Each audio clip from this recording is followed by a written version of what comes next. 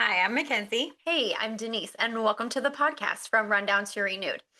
We are so excited to teach you guys about a course that we have done with some beta testers, and we have a special guest here that went through it and is going to tell you all about it. So, we have set up a course that is going to walk you through how to actually share your testimony through the before you had Christ, what turned you to Him, and after, all through Acts.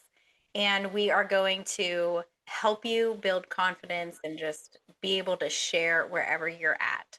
So you're going to want to sign up for that and make sure you check the show notes for the link to sign up to that. But we're so excited that you're here, Raquel. So, Denise, tell us a little more about Raquel. Yeah, so welcome to our beautiful friend Rachquel. She is a dear friend of ours. We met her through direct sales many years ago. She's a loving wife. She's a mom of four. She has two under two. So she is very busy. She is a soccer enthusiast. For any of our listeners who love soccer, you are in a good camp with Raquel. And she's also a certified life coach. She likes to walk alongside those who are experiencing loss to just offer them grace and a companion, and just so people know that they're not so alone because it's a hard season. Welcome, Raquel. Thank you guys. It's so good to be here. I cannot wait to share with everybody what I have experienced with you guys. So, what made you join this testimony course? Oh, besides you and Denise, I'm just kidding. If you don't know Denise and Mackenzie, they have a heart of gold. And I knew that the love that they were going to pour into this course was just going to be so powerful. So mix that with the power of your testimony and aligning it with the word of God. I just knew that I needed these tools for my tool belt to just help me on the journey that I'm in and where I'm at personally. So it really stood out to me. I just felt like I felt led to take in what they had to offer.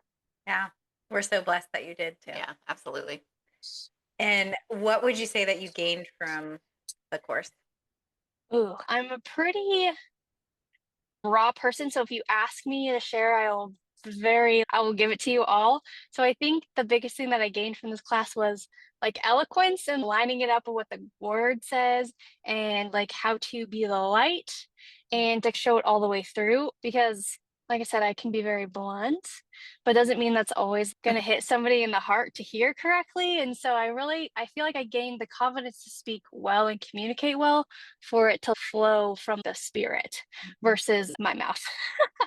It's like you want to point people back to Christ. And a lot Exactly. of times our testimonies, mm, we can get so enamored with what we've been through that we miss the mark on Mhm. it. And so to see how God is woven through our testimonies is just so powerful and so important. Yeah. Yeah. Yeah, exactly. Yeah. So, for anyone that's interested in the course, we have lessons that you watch, and then we come together through Zoom and we do coaching because feelings are going to come out. Yes. A lot of big feelings and things that you think that you might have walked through or done some heart work on, they're gonna creep back in. You're gonna be like, oh, Uh, I forgot about those. yeah. And it can be uncomfortable. So, we just provide Yeah. that safe space to be able to dig deeper into those things. Yeah. Raquel, we're going to get into your testimony now. We can't Okay. wait for everyone to hear because you have such a redemptive story. So tell us what life was like for you at your lowest. I think there's two things here. And I think that one, it sat heavy a lot in shame. And then the other one, I just never wanted to talk about because there's two low parts of my story. I was walking through a divorce and my belief was so set in never getting divorced because my parents were divorced and I was so set in stone that I was going to break that chain. Like I was like, I'm never getting divorced. And so I was in an unhealthy marriage for however many years. And so choosing to get divorced was so hard and it felt so defeating. And so that was pretty low for me because I just remember calling my dad and bawling. I was like, I don't know if I can do this. He's like, you're gonna be fine. I was like, thanks for the love, Dad. And then the second part that I don't like to speak out loud because it's so shameful, but I like fell short and like dove into sin and seeking attention where it should not have been getting it from. And it was awful. And I remember like hiding from God. I see you, but I'm not going to look at you in the face right now because I know I'm doing bad things. And so, like, for me to walk through those emotions, be real with where I was, like, and even to put that in my testimony, I was like, Mm. ah, ah, Yeah. ah, I don't want to talk about this because I felt so much shame about it. And I didn't think, I just kind of chalk it under the rug, right? If I don't remember it, it didn't happen, but it did. Yeah. So those were pretty low for me, and it was hard. Do you think that when you were struggling to get a divorce, it was going back to your identity? Do you feel like that would That's a good question. create your identity? You are a divorced woman. Oh, absolutely. Because I just remember, I don't mean, I don't know the psychology behind this, but for me, I just remember like never wanting to be like my mom because of the feelings I had towards her. And I've worked through this now. We have a relationship now, but I just remember like hating how she did things, and it felt very manipulative, and it was hard for a 4-year-old girl to go through that. So I just had so much like grossness in who she was or how she did things is maybe a better word to say it. And I didn't like it. It left a bad taste in my mouth. And so by getting a divorce, it made me feel like I was going to be like her. And there's always that saying, who you can point your finger at is who you're almost like, it's like your mirror. And I really had to walk through that through counseling because I was like, wait a second. Yeah. So that was probably like a big chunk of that, like getting divorced and sitting in my identity and like, does this define me? But Jesus was very much, this is not who you are. This is not who you are.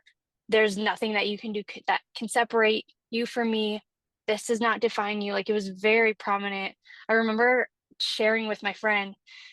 She was walking through this divorce with me, and I remember she was the last person I told because I was like, we've made a decision, we've signed divorce papers, and I didn't want to tell her because she was very black and white Jesus lover, which is great. She's one of my best friends, but I didn't want to tell her because I didn't know if she could love me through it. She did. She did. I just told her, I was like, I remember telling her, and I was crying because I didn't want to tell her. She's like, I am so sorry that you're going through this, and that's what you guys are doing, but I'm going to love you through it. And I was like, okay, thank you. Because I didn't want to tell you. Yeah. Mhm.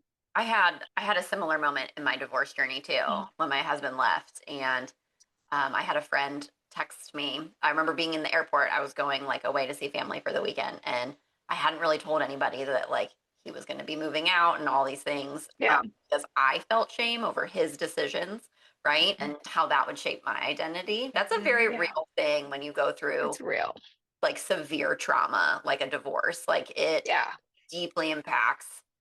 If you are not clinging to Jesus, it can deeply impact your Yeah. identity in the wrong way. Yeah. But I remember just being like, because I thought she was just going to tell me to try harder. I was so prepared for all my Christian friends to tell me to try harder. Yeah. Not a single one of them did, which was It's Jesus. so redemptive of the Lord to give me that gift. But she told me, what did she say? She said, I just basically told her, like, I've done everything that I can, and Yeah. this isn't working. And like, he's made a decision, and I can't change his mind. And she was like, I'm so sorry. And I'm so proud of you for seeing that. And so I think Yeah. there's something so redemptive about that part of your testimony, because it's like, no, this isn't like, I don't have to claim this taking over you. Yep. Like, I just think about anyone walking through such a difficult journey right now that's listening. It's like, what you go through doesn't change who you are in Jesus. Yeah. And where you had this shame, sin came from that, right? And I Yeah. like how you were like, oh, I know you're there, but I'm not going to look at you. Hey, let's go back to Genesis, right? How many of us have done that? And Adam and Yeah. Eve did it. Yeah. They are Yeah. trying to hide from their sin. And like, how much discomfort did you have during that time over and over again? Oh man, so much. And trying to like, it's also like the power of your mind and your body, right? Trying to sit in, this does not define me. I'm gonna choose Jesus. it's still hard. It's just like a wave. It comes in waves, and then there's a big tidal wave, and it knocks you out, and then you got to pick yourself back up again. I I bet you I could probably look about how many mornings I spent in my journal.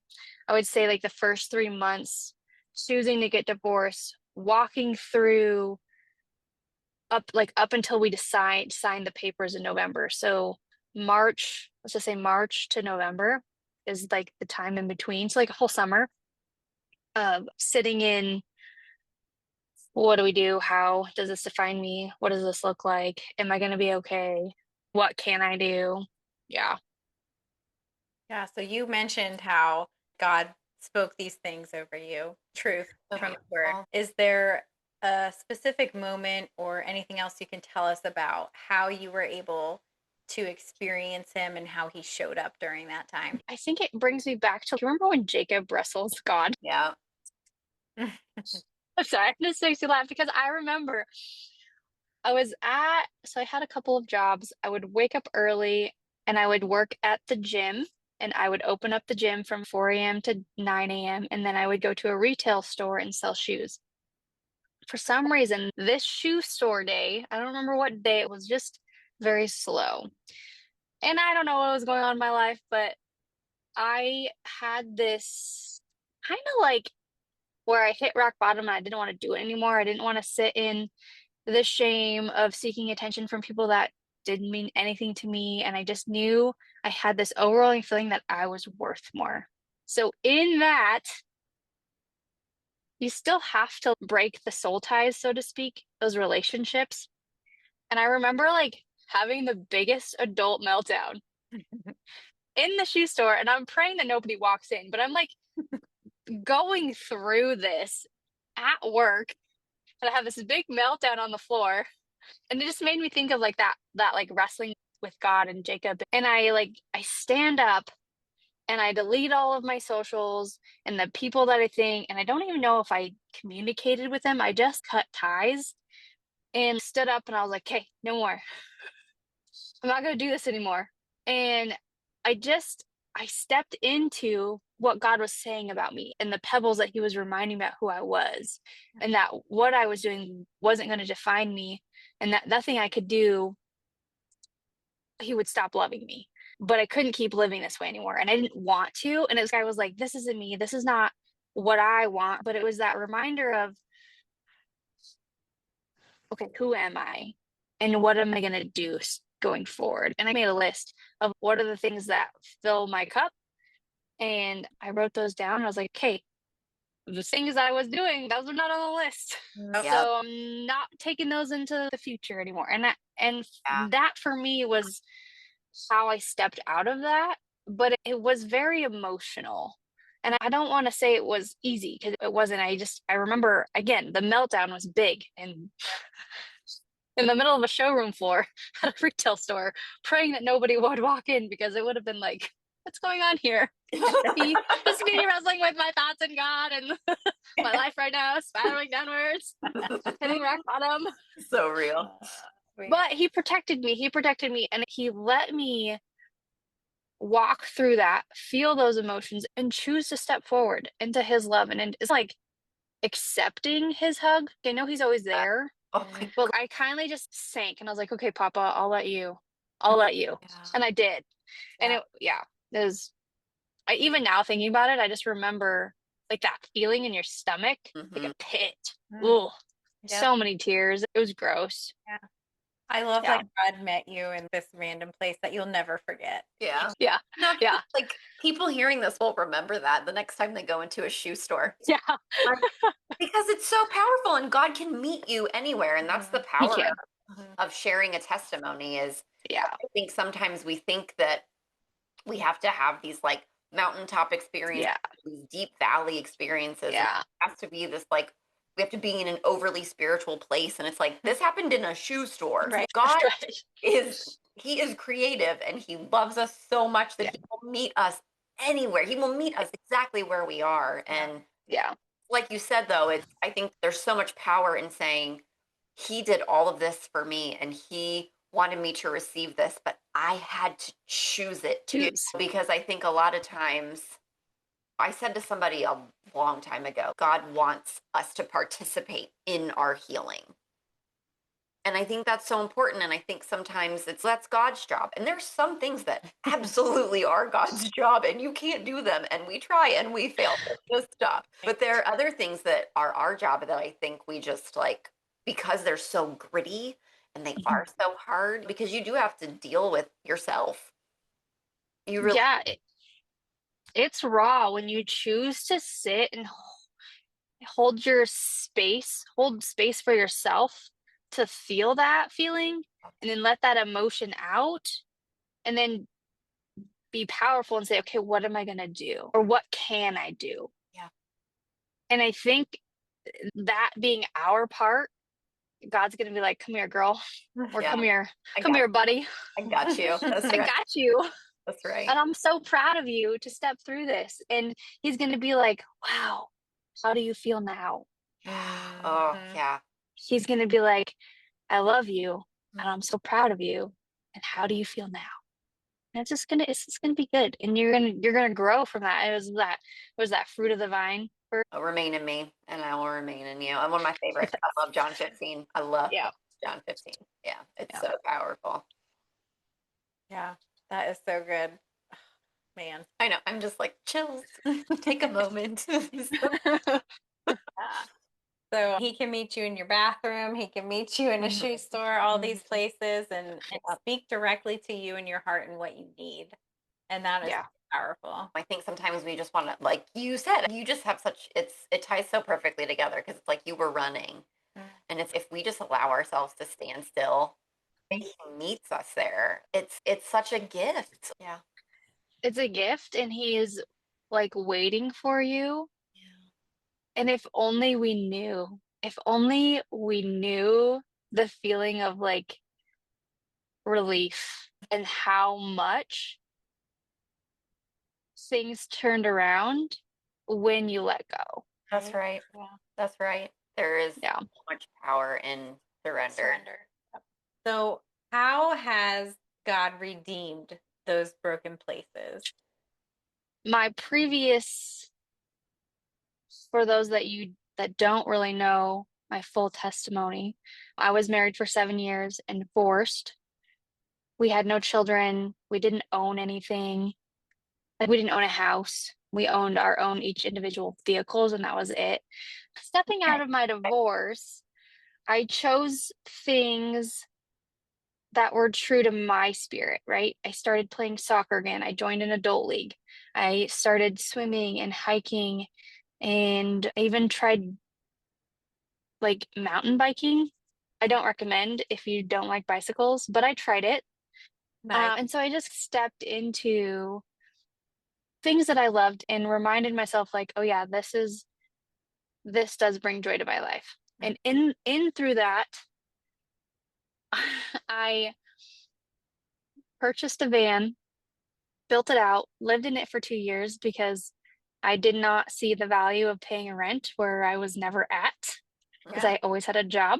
So I lived in my van for 2 years. And in the midst of this, I remember praying and asking Papa, I was like, Papa, I'm gonna take this van to Mexico and then I'm gonna travel some more. And I really don't want to do it alone.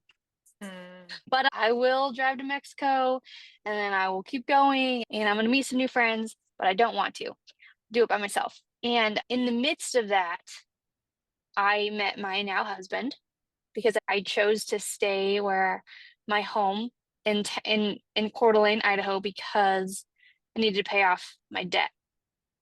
And so, in the midst of me working hard and doing that, I met my husband, and he had two beautiful children, and now we have two more children, so we have a total of four. So the redemption of finding, or I don't think I really believed, I never knew what a healthy relationship was. My previous marriage was not healthy on both of our parts. I have a part to play in that. He has a part to play in that.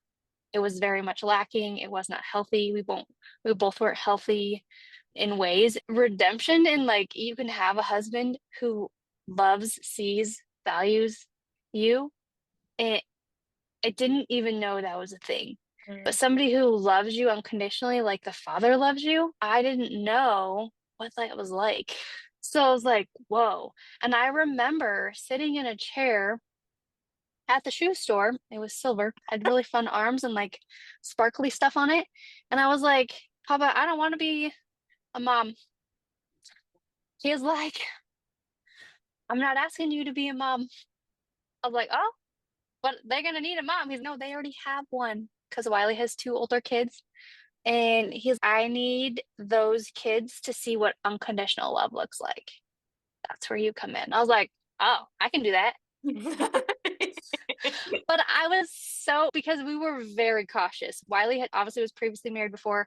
I was previously married. And so we were so cautious stepping into this relationship. We were like, I have journals of pages saying, Papa, if this is not for us, close these doors. Because we both did not want to step into a relationship. It was not like I didn't want to live my van life alone, but I did not want to step into another relationship. It wasn't not on my radar. So the redemption of having a relationship and being, I don't know, it's just pretty powerful.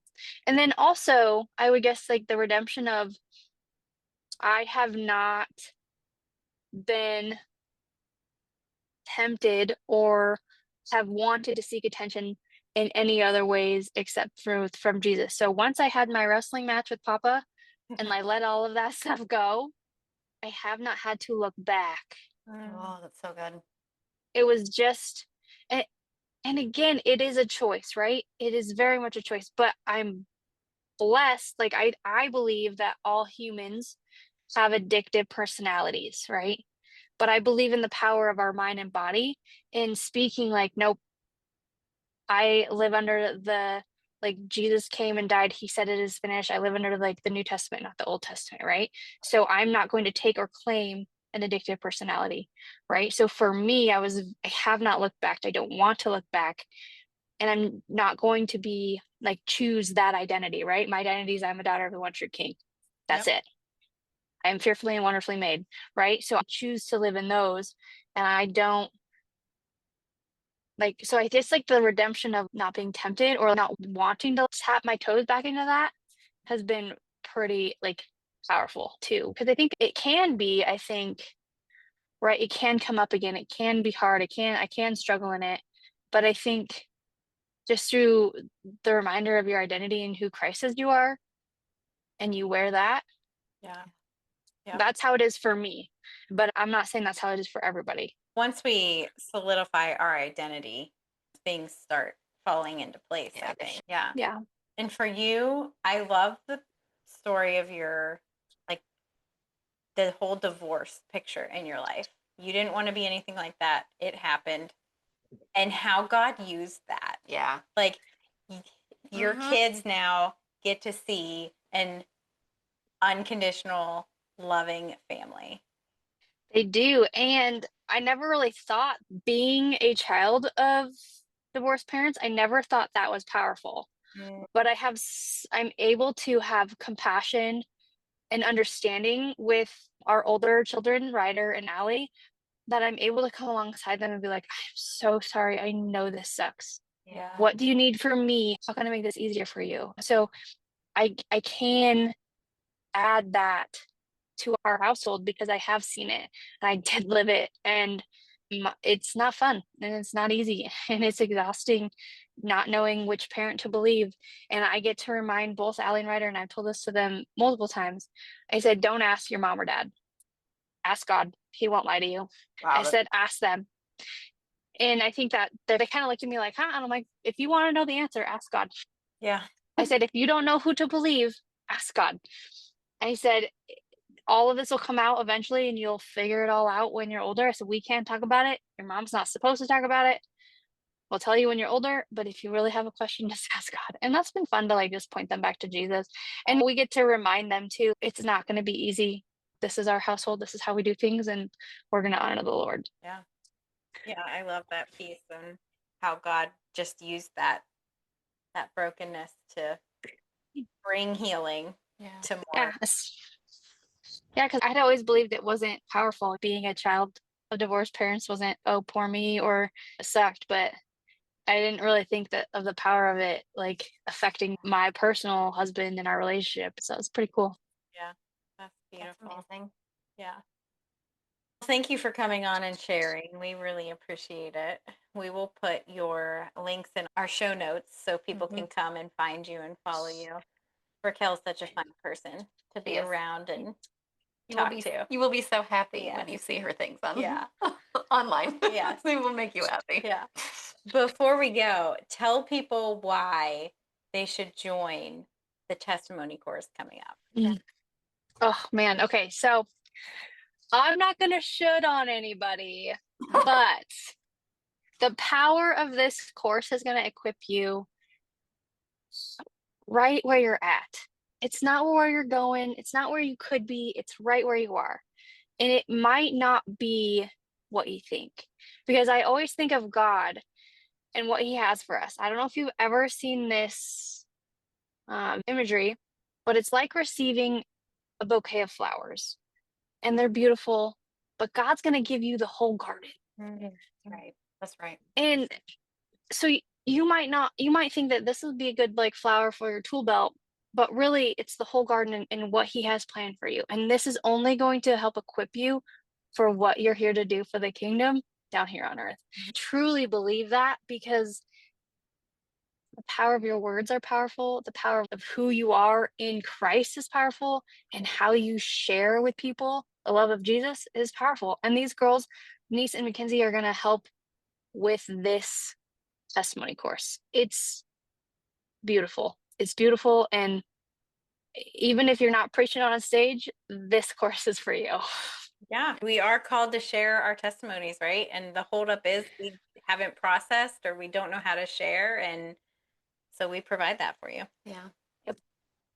All right. Thank you so much for joining us. And on our podcast here, we like to end by saying, if you are feeling run down, There is space for you.